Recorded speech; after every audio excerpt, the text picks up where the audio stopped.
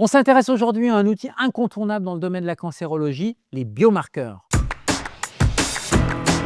Il peut s'agir d'une protéine, de l'ADN, d'un sucre. Ce sont des indices présents dans le corps que l'on peut mesurer et qui donnent des informations sur l'état de santé d'une personne. Prenons l'exemple du sucre justement. Le taux de sucre dans le sang, votre médecin parlera plutôt de glycémie, eh bien c'est un biomarqueur. Il est mesuré grâce à une prise de sang et sa valeur indique si l'on souffre ou non de diabète.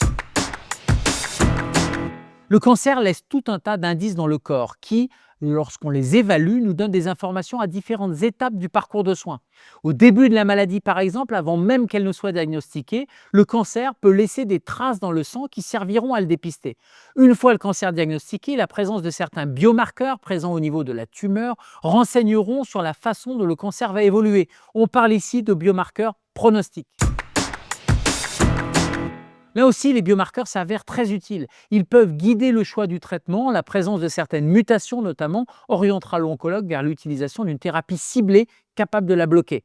Enfin, ils servent aussi à prédire l'efficacité d'un traitement. On parle de biomarqueurs prédictifs. Ces biomarqueurs sont précieux puisque dans certaines situations, ils permettent une désescalade thérapeutique en évitant aux patients de suivre, par exemple, une chimiothérapie dont ils n'auraient tiré aucun bénéfice.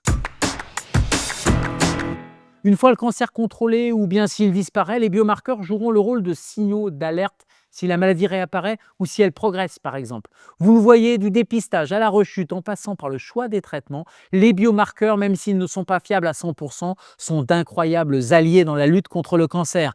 N'hésitez pas à vous renseigner auprès de votre équipe médicale, elle est là pour vous informer.